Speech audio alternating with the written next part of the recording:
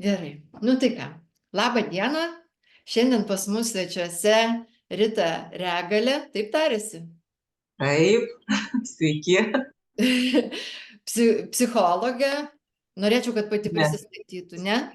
Tai ne. tada sakykit. Iš Jo, naujo. nes aš irgi pagalvojau, kad čia turbūt nelabai tinkamas tas pristatymas, todėl norėčiau, kad pati prisistatytų ir papasakotų, kuo jinai įdomi, kas tai per nuostabi asmenybė ir kuo jinai mums bus įdomi.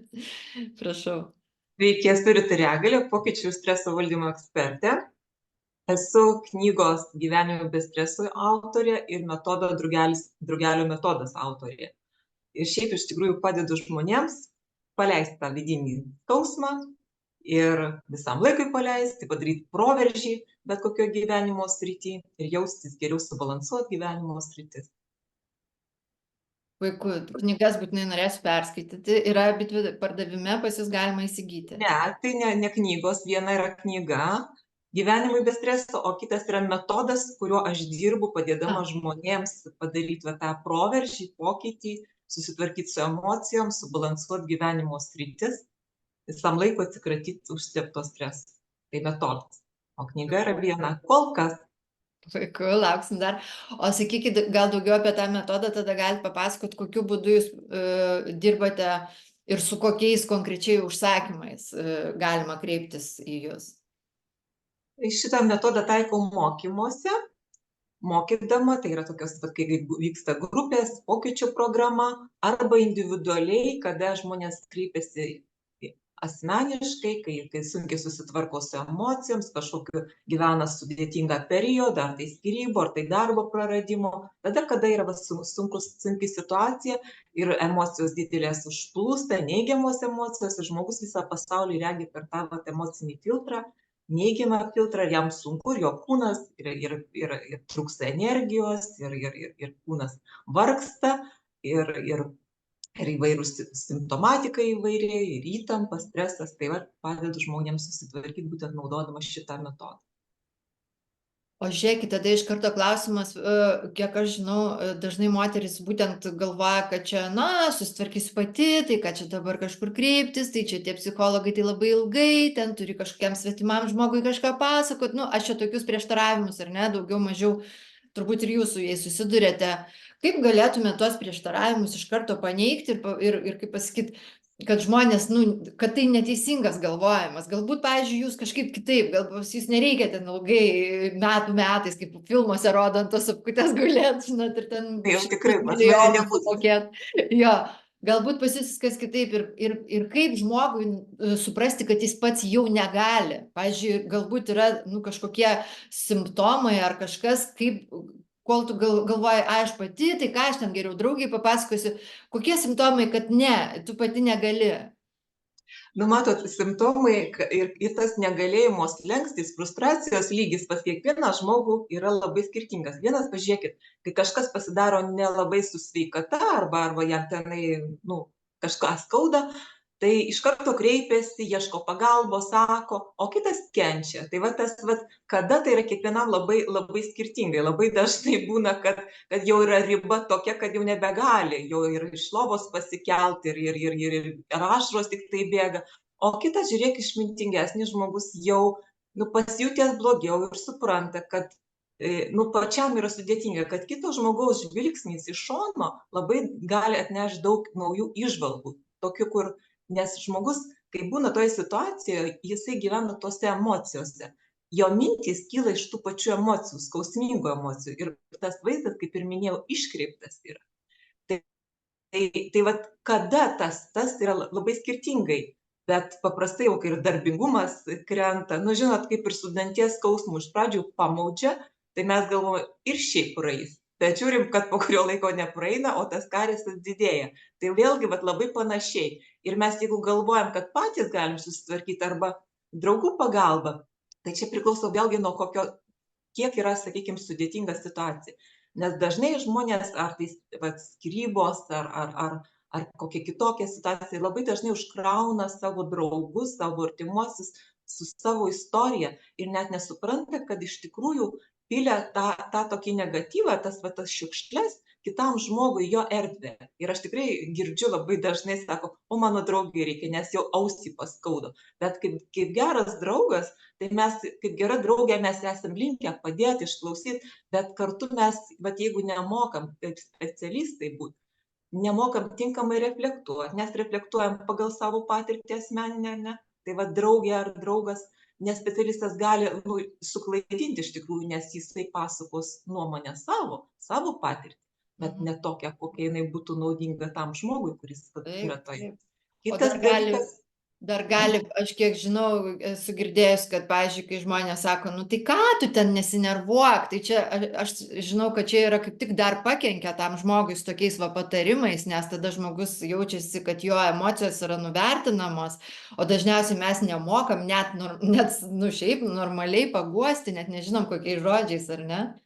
Taip, nes tą sunkų laikotarpį, kada išgyvena mūsų artimas ar draugas, ar giminaitis, ar kažkas artimas žmogus, tai iš tikrųjų daug kam kaip ir pati minit, Sigita, kad nėra to įpročio, to mokėjimo, tų žodžių, o kaipgi tas nesinervuok, tai viskas praeis, na tuo metu tai niekas nepraeis taip paprastai, nes tai yra dalykai, kurie kartais yra negrįžtami procesai.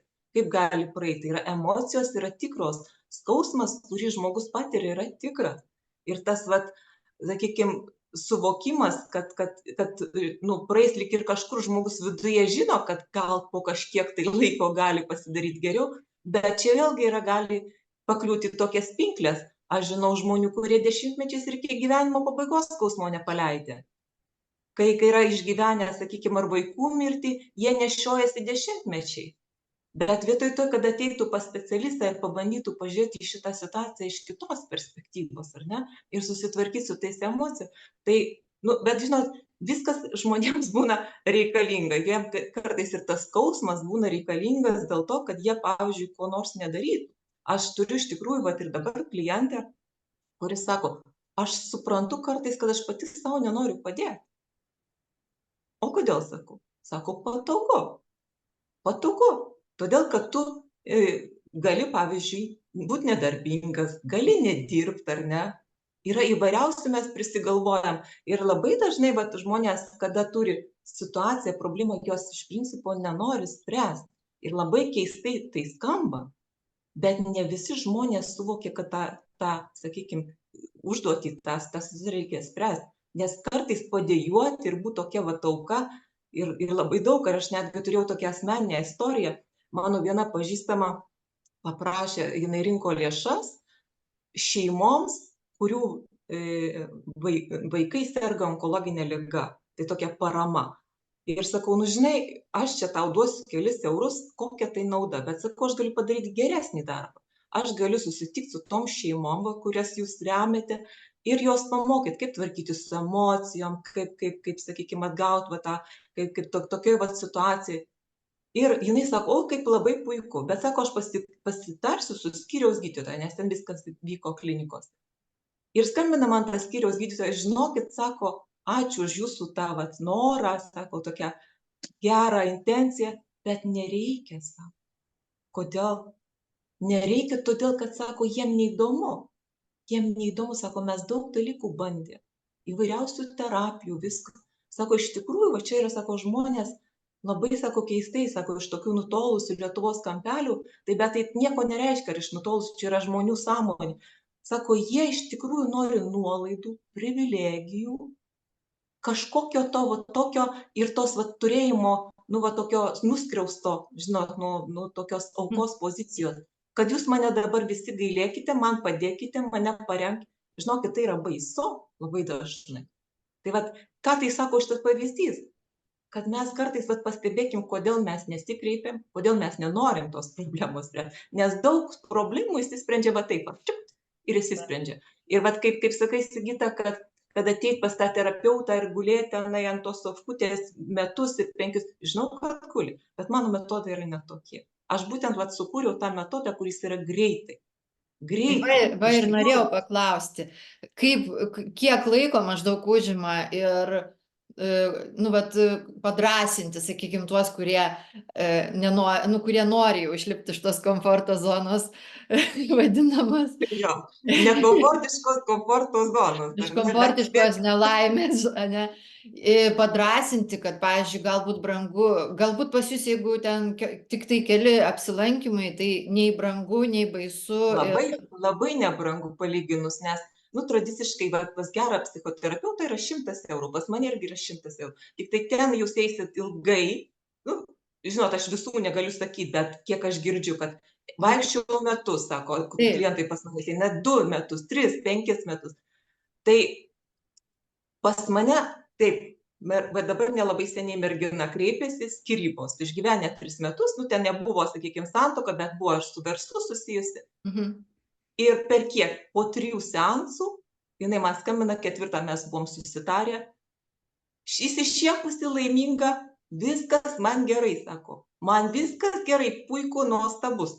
Sako, aš buvau išvykusi, susitikau netgi tokiais pasimatymą nuėjau, kai iš tikrųjų buvau užsisklendusi, užsidariusi, nieko nenorėjau, pasaulis atrodė juodas.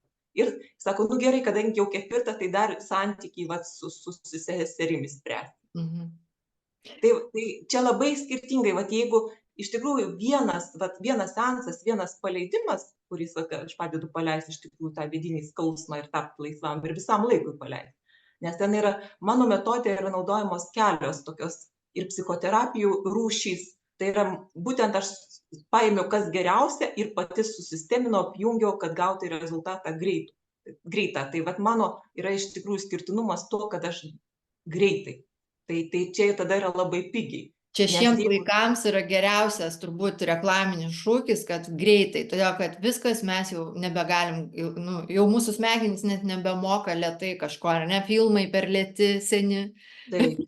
Gyvenimas greitas, viskas greita, mes netgi, man atrodo, informaciją pradėjom greičiau jau patys apdoroti, ar ne, vis tiek tas visas greitumas, jisai perėjo į vidų ir žmonėm turbūt tasai, kad jūs kreipkitės, nebijokit, nes dar vienas klausimas iš karto iš to išteka, jau į skyrybų tą temą įėjom, nes aš čia savo pasirašiau, pastebėjau, kad labai daug skyrybų paskutiniu metu, greičiausiai dėl to, kad visgi, gal jūs irgi atsakysit, nu, į šitą klausimą, kodėl, bet aš pastebėjau, kad moteris pasidarė labiau drąsios, labiau savarankiškos, uždirba ir gaunasi, kad vos ne tokia, kad vyras vos ne našta tampa ir jos išsiskiria, bet vis tiek jos dažniausiai sociumo priverstos jausti kažkodėl kaltę dėl to ir teisintis. Dažniausiai, netgi aš pastebėjau skyrybų atveju, nežiūrint tai, kad moteris kentėjo tyliai ilgai daug metų ir paskui jinai kažkaip pati jau išėjo iš tų santykių, išsiskyrė, dažniausiai jinai visgi būna kaltinama, jinai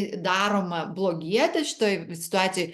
Ir netgi giminės būna, kad lieka to jau vyro pusėje ir būna išmesta vos ne iš visos giminės ir giminė pradeda kviesti iš šventes ten tą vyrą.